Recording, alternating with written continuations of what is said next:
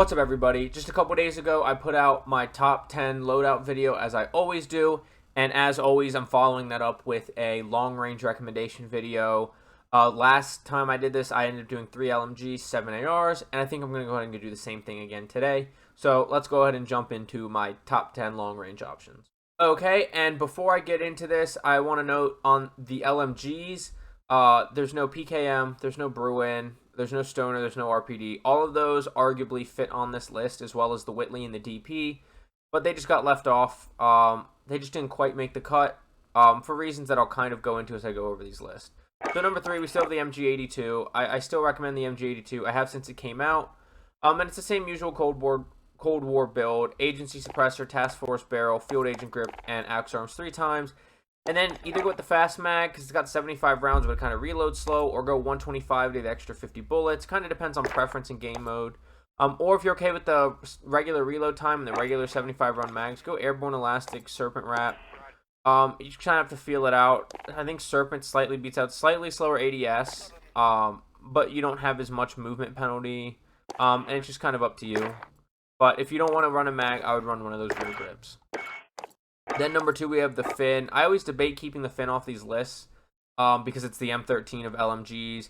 Literally no recoil, which makes me miss shots because I just naturally, instinctually pull down a little bit. But it runs out of ammo really fast, just like the M13. But it does have like the fastest long-range time to kill still. And its build, it's always been the monolithic suppressor, the XRK long shot adverse barrel, the tac laser, the 3x optic, and the commando foregrip.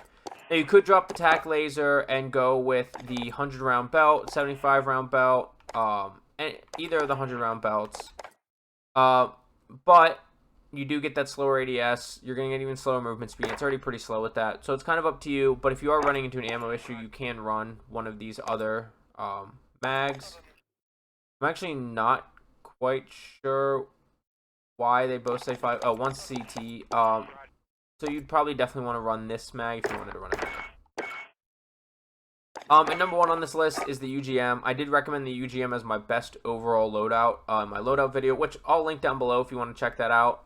It's the same build I've been recommending for like 2 seasons now. MX silencer, 736mm barrel, your choice of optic, the WT anchor stock, the Strife Vanguard foregrip, or Carver hand stop depending on your preference. The 7.65mm 125 round box, lengthened ammo, polymer, and tight grip. The reason why we're definitely going polymer and tight grip here is because the best stock is the anchor stock, and they all combine to stack on sustained recoil, and then on hand, of course. Now, if you want to run the burst build, you'll keep things mostly the same, but you'll change to the burst barrel. You'll change to one of them. I thought one of them was for initial. So you'll leave that. But then you'll want to go to the stippled grip, and then your preference between these 2 stocks. They both have positives and negatives, and then you would go brace if you're going burst. And so that's the LMGs. It's just the ones that I named that weren't on here just didn't quite, didn't have the time to kill of the MG82, even though the MG82's got strong vertical recoil. Definitely didn't have the time to kill of the Fin, and just wasn't as easy to use with a really good time to kill like the UGM8. So they just didn't make the cut there. So we're going to move on to ARs. Some ARs that aren't on the list that are still definitely in that viable, or KG, as much as it hurts me, it's really not on there. The Cold War AK, the Cold War XM4 both aren't on there, and neither are the M13, but they all could easily fit on this list, especially between the 7 and 6 slots somewhere in there. But it's come down to a little bit of personal preference, plus time to kill at different ranges. The M13 just eats through ammo, so there's a few different factors that those aren't on the list. There's not really too many other ARs that I would say aren't on the list that belong on there. The KG was a big one to not put on there because I've been recommending it for a while, but it's just gotten so bad at range with its recent nerf that I can't put it on that list in good faith. The NZ still maybe has a spot on the list, but I don't really think so, as well as the BAR. Those aren't on the list either, but it's kind of in the KG where they just don't quite fit, even if they're still kind of good. So at number 7, we have the Farah. I haven't put the Farah on a list in a while, but the Farah is still slept on. It's always been slept on since its first nerf back like season after it came out in Cold War. But it's still really good. At range, it's actually a little bit better than the XM4 and the Cold War AK. It's got less recoil. It's a little bit slower to ADS and a little bit slower to reload than those guns. but the time to kill I think makes up for it at range, and it's just as competitive in the closer ranges. It's the same build we've always run on it: the Grew Suppressor, the Spetsnaz RPK barrel, the Axe Arms 3 times, the Spetsnaz 60, and the Spetsnaz Grip. For some Cold War guns, people have been talking about using the Spetsnaz Speed Grip because of how much it helps horizontal recoil, but this gunner doesn't have a whole lot of recoil, so might as well reduce the vertical and the horizontal and make it just about no recoil. Number 6, we have the Growl. The Growl got recently buffed at the beginning of the current season, and so people have been using it a lot. I've been noticing it a lot.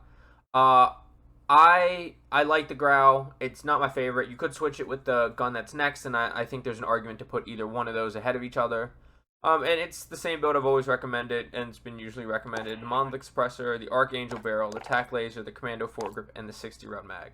Now, if you don't like the iron sights, which we use the Archangel Barrel because it's got those really clean iron sights that you can kind of see there, whereas other barrels do not.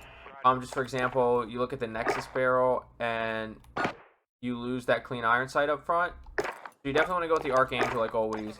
But if you're not comfortable just using the iron sights, I would recommend dropping the Tac Laser for the VOK optic with the T-pose, of course. Number 5 is the Kilo. Like I said, you could switch 5 and 6, really. You could switch 5, 6, 7, and I see an argument for putting any one of them ahead of the other one. You could definitely argue any one of those. But this is, like I said, this is my preference. This is my recommendations. And same Kilo build I've been talking about that was meta all the way in Modern Warfare. You know, back when that was the peak meta. It's the Monolithic Suppressor, the 19-point-inch Prowler barrel, the VOK optic with the T-pose, of course, the 60-round mag, and the Commando foregrip. You could use the 50 for slightly better ADS, but you're only going to down 1, maybe 2 enemies, depending on if you fool somebody. And the 100-round drum, that's when you know somebody's a bot. It just completely kills your ADS and movement speed. Number 4 is the Vargo. I think the Vargo is the best Cold War AR.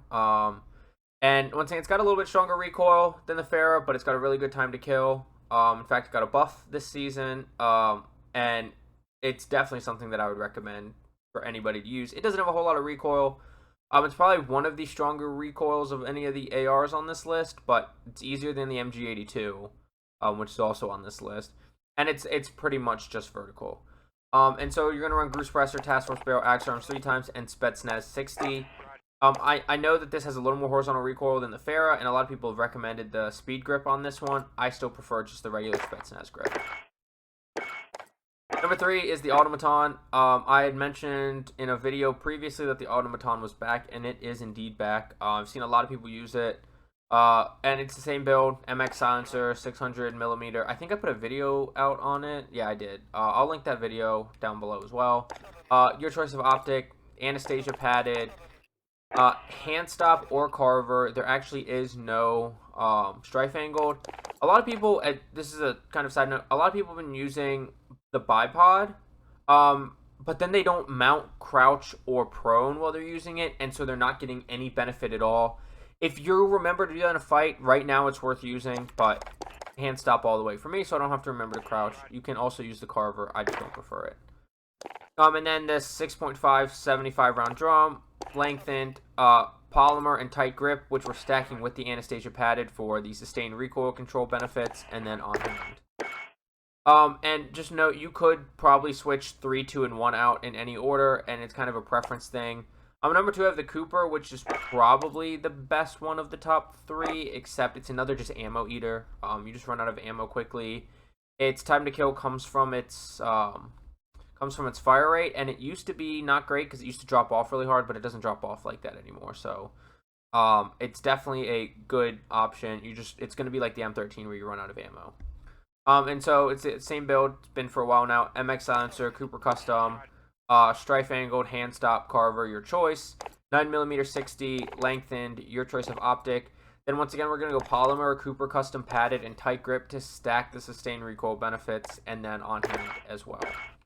And number 1, my personal preference, is the STG. The STG, in my mind, is pretty much back. I think it's the best AR.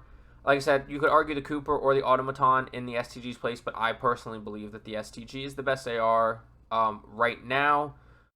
I'd probably choose the Automaton over the Cooper in personal preference, but the Cooper just kills faster than both the STG and the automaton just slightly.